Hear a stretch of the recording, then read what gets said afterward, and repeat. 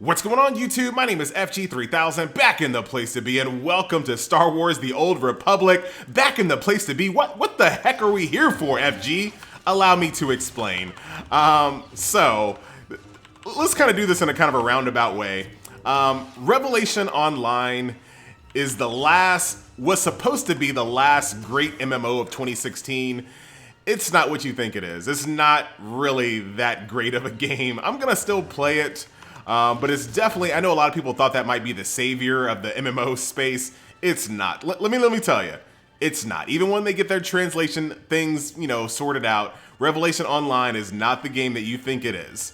But why the heck am I talking about Revelation Online in a game where I'm playing Star Wars? Well, allow me to explain again. So, holiday week, I had some extra time on my hands, so I got to thinking, and we've been thinking about this for the last few years. If you've been playing MMOs like I have, you have been kind of thinking about this in the back of your head, that the genre is slowing down.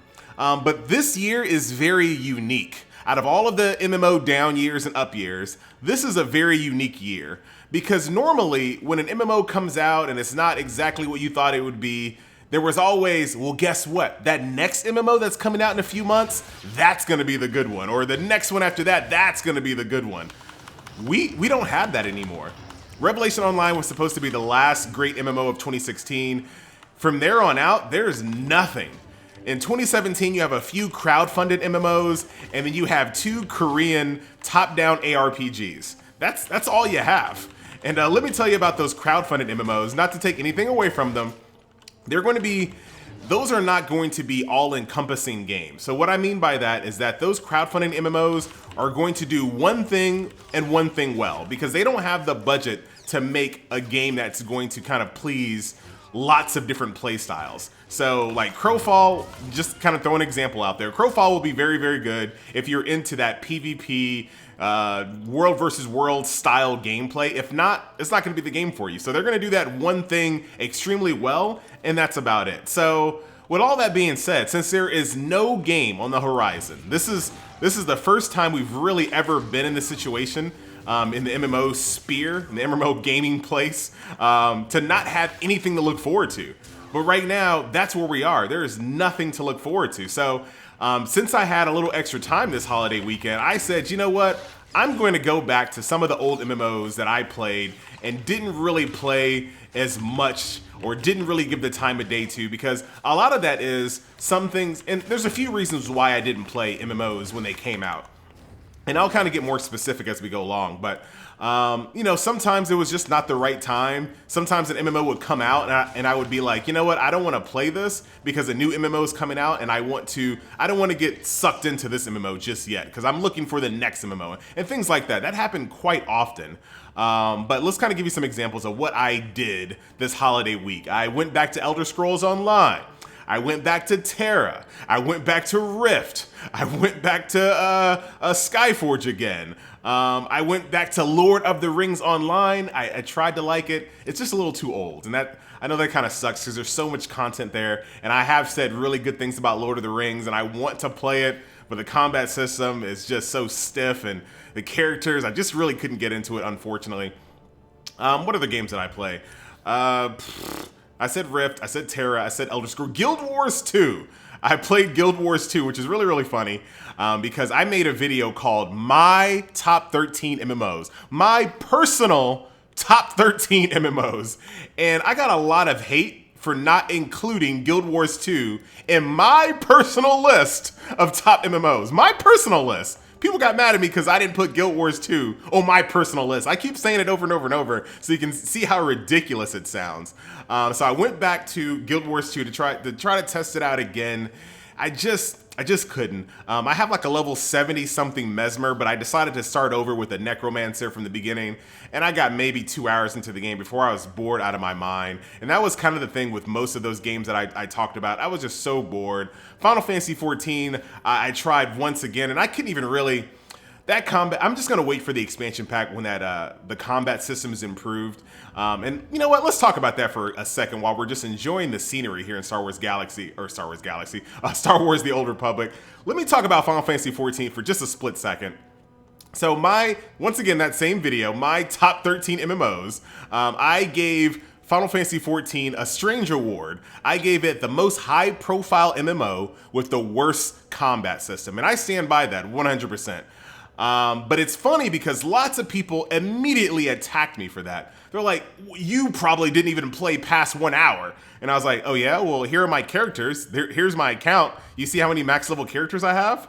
You see how many characters that I got? Basically every single class, I got up to level 30 plus, and of course I maxed out a few characters as well, and I had the expansion. So it was like, okay, what's your next argument? And they were like, well, you probably just don't know how to use the combat system correctly. I'm like, dude, I'm not saying I'm the best gamer, but I run an MMO channel. I'm the MMO hopper. I have 100 plus MMOs. I know how to do a basic rotation. The combat system in Final Fantasy XIV just was not fun. And the developers realized that, because that's why in that expansion, they're going to be redoing the combat system.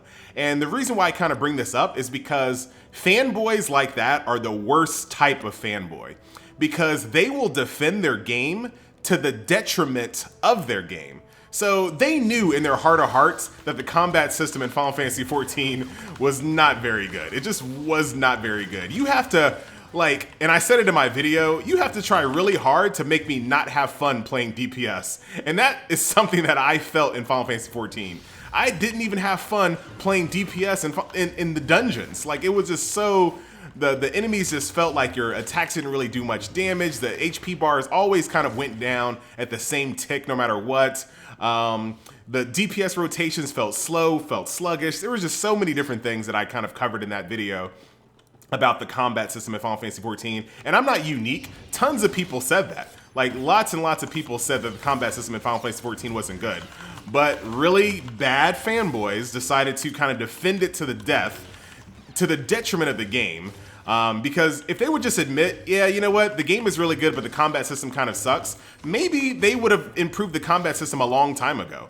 But they defended that combat system to the detriment of the game, which was just worse for them. And like I said, that's the worst type of fanboy is the type of fanboy who cannot take criticism of their favorite game because they're scared, or I don't know why they're scared. If you really like something, you should criticize it, because that shows you how much you care about it. And that's some life knowledge for you, not just for video games. That's just for life. So that's that. I don't know why I got on a tangent on Final Fantasy XIV, but that is that. So those are all the games I kind of played to kind of see if there was something there. Because since there are no new MMOs on the horizon, I felt you gotta have to go back and play some of these older MMOs, because they have a ton of content, a lot of content. And I eventually got to Star Wars: The Old Republic, and it was like one of the last games I downloaded, because Star Wars: The Old Republic was a title that came at a bad time for me. So if you kind of remember when Star Wars came out, it was during the MMO bubble of we want really good graphics. And here comes Star Wars: The Old Republic with really, like, graphics that were arguably not even better than WoW. Like, you could probably argue that it might be better in some ways, but in a lot of ways, it's barely even better than World of Warcraft. So during a time where people were really looking for high fidelity graphics in their MMOs, here comes Star Wars: The Old Republic saying, nope, none of that. Also during that time, a lot of people were getting very, very tired of tab targeting combat. And what did Star Wars do? Nope. Tab targeting combat, here we are. So that was the thing as well. And a couple of personal things for me was that I really liked the idea of, like, looting really unique weapons and armor constantly. And you can really only kind of get that in fantasy style MMOs. In Star Wars, you really have to adhere to the lore, so you really can't have crazy weapons and armor. You can't have crazy, you know, spiked shoulders and scaled armor and massive shields and things. It just doesn't fit the lore. And I'm not taking that away from the game. I'm just saying, personally, back then, what I was into was, like, I'm not gonna lie, I like big spiky shoulder pads. And when I was looking at Star Wars when it was first released, I was looking at kind of the high-end armor for Jedi warriors, and it basically looked like this. You can't see it because all you guys are doing pyrotechnics. Ding, 41.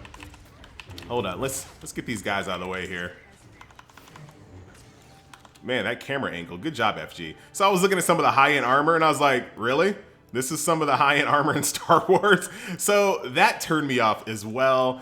And you know, just a few things that just didn't tick my boxes for Star Wars when it first came out. So I really didn't give it the real time of day that it probably deserved, because it just wasn't what I was looking for back then. But now, you know what? This game has come out several years ago. I'm older, obviously, and my taste has changed. I like the way I look.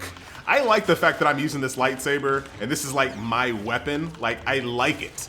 I like my more subdued armor, and that just came with, I guess, just getting older. So the things that used to bother me about the armor and the weapons and that kind of thing no longer bother me. Tab targeting combat doesn't bother me, because we had, oh yeah, I played Blade and Soul and Black Desert. So we have Blade and Soul and Black Desert. It's some of the best action combat MMOs that we've had, you know, ever. And I don't think that they revolutionized the genre based on that. They have really good combat systems, yeah, but I think a lot of people found out that, yeah, that's not enough. That's definitely not enough. And, you know, if they make a game with that combat system with some other elements, maybe, but we kind of saw that action combat wasn't the holy grail that we all thought it was. So me going back to tab targeting really doesn't actually bother me at all. I'm totally fine with tab targeting if the game is good. I'm totally fine with these types of graphics if the game is good. And you know, I'll be honest. Back then, you know, it was during some of the heyday of MMOs. People were spending tons and tons of money to develop MMOs. So I was, you know, I was shooting for the stars. I wanted action combat. I wanted amazing graphics. I wanted amazing gameplay. I wanted fully voice acted storyline. I wanted all of that.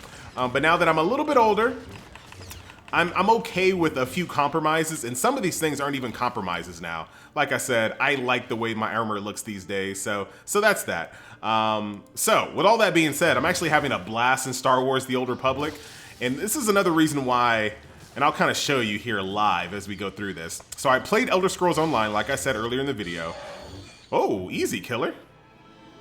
And I'll tell you something after we go through this. Hey, what took you so long? Hey, what up, buddy? I thought you were dead. Thank the Force. Force and my lightsaber. So what I do, I kind of listen to the first few words and I read ahead, and then I just use the space bar to keep going. So this kind of gives me a nice blend of being able to kind of get through the story at a decent tick and still be able to get the immersion factor as well. And normally I'm not talking while I'm doing this, so of course. What you're talking about? Giant killer leading these others. Oh, I didn't see it, but here it is. And the reason why I even know who this guy is because I've been paying attention to the story. And I'll kind of compare the way this game does its storyline to Elder... Oh my god, I don't know what happens, but my camera gets really jerky at time and it just jerks upwards. So, why am I comparing this to Elder Scrolls Online? Because like I said, I did a lot of work this holiday weekend kind of comparing all of these MMOs, and I found that there are two MMOs out there that have very similar... Look at this. AoE.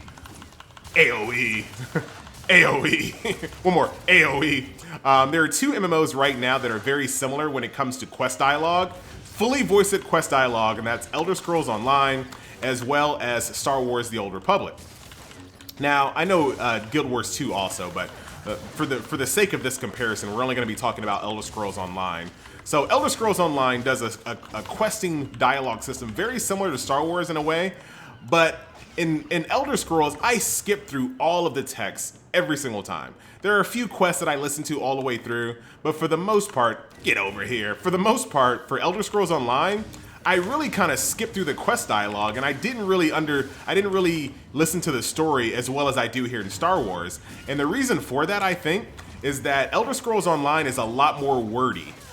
Star Wars is a little bit more to the point when it comes to the quest dialogue, so it's really easy to kind of get a grip of the story, enjoy the immersion without sitting there listening to a novel. Elder Scrolls Online can get very, very wordy in their quest dialogue, which kind of turned me off. It made me not want to even listen to it because there was so much of it.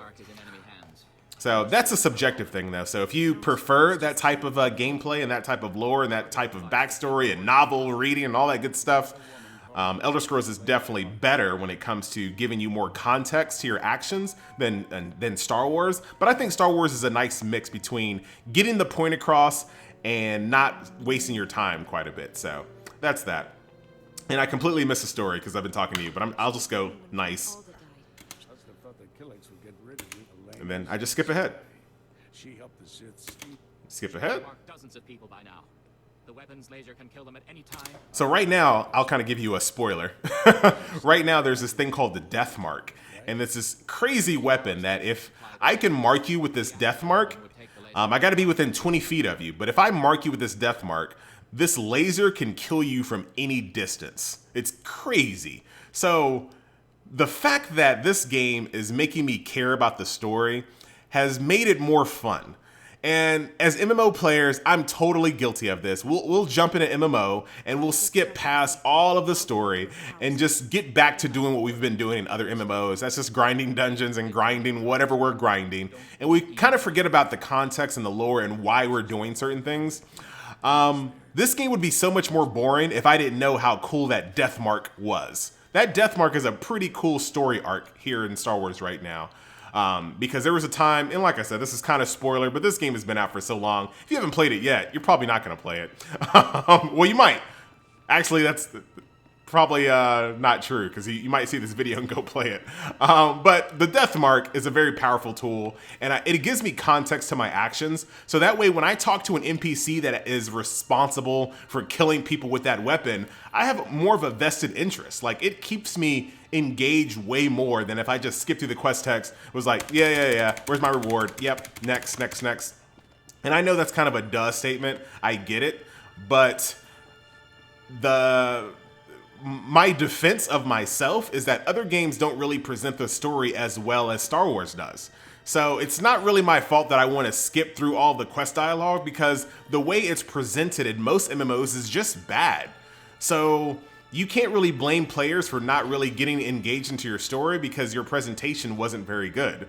But I can say Elder Scrolls is good, Guild Wars 2 is very good, even though I didn't really like the game. The way they present the story is fantastic. And then, of course, Star Wars, which kept my interest. My highest level character, I don't know if I already said this, my highest level character in this game forever was level 25 or 26. That was my highest level character in this game ever, and I bought this game at launch. I had never gotten max, I never completed the story, and I'm level 41 right now.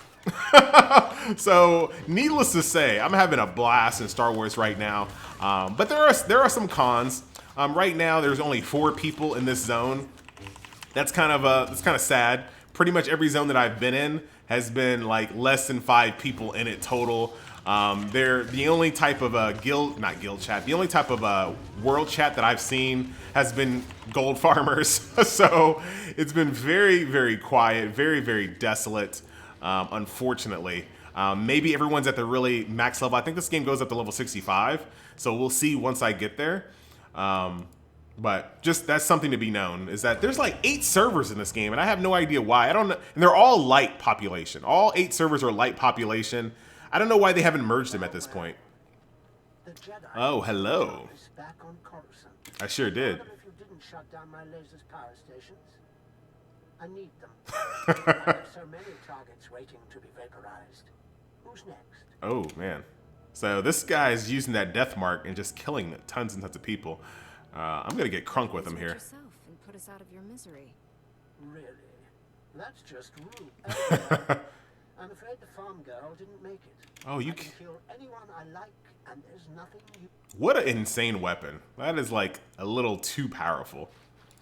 Like the only like weakness is that you have to be within 20 feet of the person to mark them, but then after that, you can just vaporize someone. That's just a little crazy. But anyway, so that's, I'm having a blast in Star Wars. How long I will be having fun in it, I don't know. But it's very unlike me to play a game this hardcore. Yeah, it's just very unlike me lately. Like the only game I really play hardcore was like World of Warcraft. Like I can't remember a game lately where I woke up from being asleep and the first thing I wanted to do was to log on to my MMO. Other than Naruto Online, that's a little different because I got dailies to do. But a game like this, it's been a long time since I was like, I gotta log on first thing in the morning. I stayed up till like 4 in the morning the first night playing this game because I was just so into the story. And, you know, like I said, none of those things bother me anymore that used to bother me about this game. So that's that. And I think the combat system is actually pretty decent. I got some cool moves. I mean, how can you get mad at throwing a lightsaber at someone and then just AoE?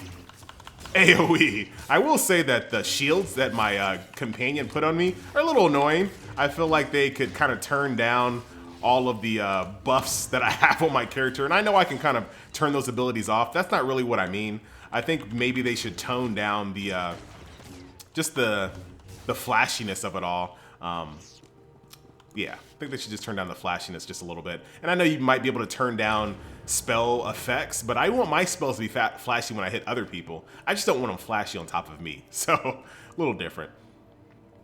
But that's pretty much what I kind of wanted to cover in this video here. Spoil my fun, aren't you?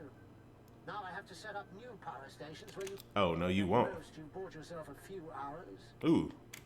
I am actually proud of myself. Don't count on killing anyone else.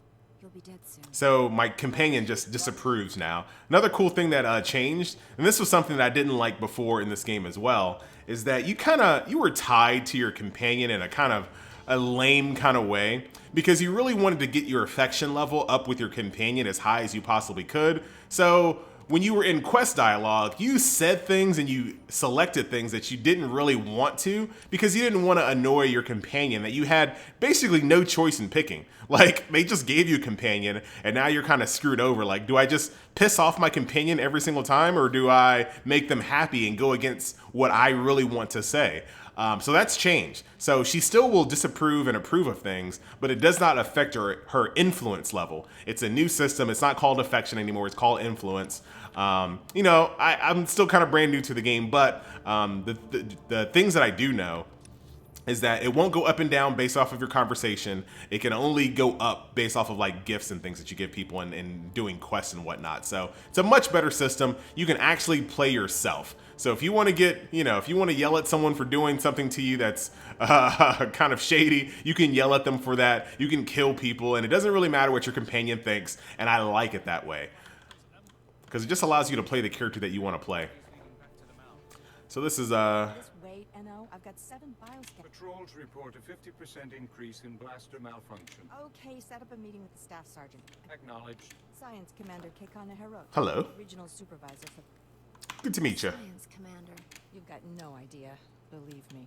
Heard reports about a new Jedi planet site. This area used to be a staging point against House Ulgo. So I just speed read through it. Of course you're outplayed. You need to learn to defend Oh yourself. yeah, I'm definitely a little evil. The Republic was supposed to teach Ulgo as a native species called the Killix. Ah, I do know them. Insects. The bugs swarm, rip apart Walker. When you say insects, just how insectual... Ever made a genocide? Like that. I But was more a leg. science commander to find the Killix weakness. But I need, if you can capture a living specimen, I can learn how Ulgo makes the nests attack. See, this is just so much better. This is probably just a kill quest. This is probably just, hey, go kill some of these guys and whatever. But now that I know, okay, they're trying to figure out a better way to kill them. Everything just makes the story a little bit better. Subdue a joiner under fire and bring him here for interrogation. And I'm gonna get somebody interrogated too. We'll keep him docile. All right. Get busy right away. So we'll learn about them. We'll interrogate them. If we don't solve the Killix problem soon, this place will be overrun. You're our best hope.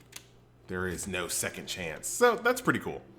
So I got to go out there and find one of those and subdue them so that we can kind of interrogate them and kind of harass them. So that's pretty cool.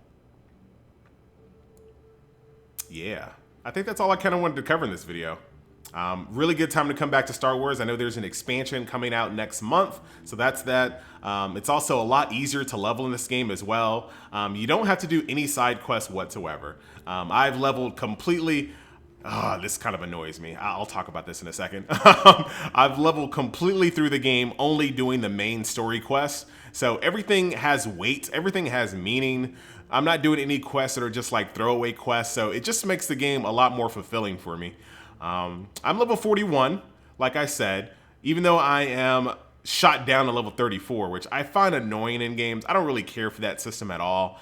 I know they were like, you know, this way, no matter where you are, you'll have a challenge. Sometimes I'm okay with out-leveling content. Like, I'm actually okay with that sometimes, especially since I am so far behind all of the other people that are at max level. I don't see why they wasted so much time retooling their entire game to level you down to things. So I'm level 41, but this whole place is leveled me down to 34 to give me challenge. But did you see any challenge? Like, I was killing like 10 people all at once, and it was no big deal because I have a companion that heals me. So I think it was just a big waste of time, to be honest with you. But that's just my opinion. It doesn't really dissuade me from the game too much because I am still very powerful. I rarely ever go below 80% in any encounter, so it doesn't really affect me too much. But that's just something to be noted of. But that will do it, guys. That is Star Wars: The Old Republic. I'm going to go ahead and play this game all the way out to cap. And we'll see if they get my subscriber dollars. It's still the same exact Star Wars that you guys know, with one of the most restrictive free-to-play models ever. You can't take your helmet off. You can't display titles. You gotta wait to sprint. Everything costs more. All the vendor things cost more. They sell for less. You get mounts later. I mean, there's just so many different things that you have to worry about in this game. Races, you can't even select all the races that you want to select. It's so many things that you get restricted on. A lot of that stuff does open up being a subscriber. So, you know, if I'm still having a good time once I hit the cap and I really want to see the next levels of the story, I'll go ahead and subscribe. I know the Hut expansion is something that I'm going to have to do really soon. I think it starts at level 50, so I'll be making that decision actually very, very soon. But anyway, guys, that's pretty much all I wanted to kind of cover in this MMO rant, state of the MMO genre, and my thoughts on Star Wars and kind of my thoughts on a lot of MMOs that I played. Have you guys, so do this. If you kind of agree with what I'm saying, if you feel the same thing I feel, that there's really not any MMOs out there to look forward to, what MMO are you going to go back to, or are you just going to give up on the genre? That's what I want to know. So if you made it to the end of this video, answer that question for me in the comment section below. Are you just done with MMOs, or are you going to go back to an MMO that you may have not given the time of day, or is there an MMO that you're looking forward to? Am I stupid? Is Crowfall going to be great? Is Chronicles of Valeria going to be the most amazing thing ever? Is Star Citizen going to just blow our minds? Tell me. I want to know. I actually want to know. And I'll see you guys next video. Later.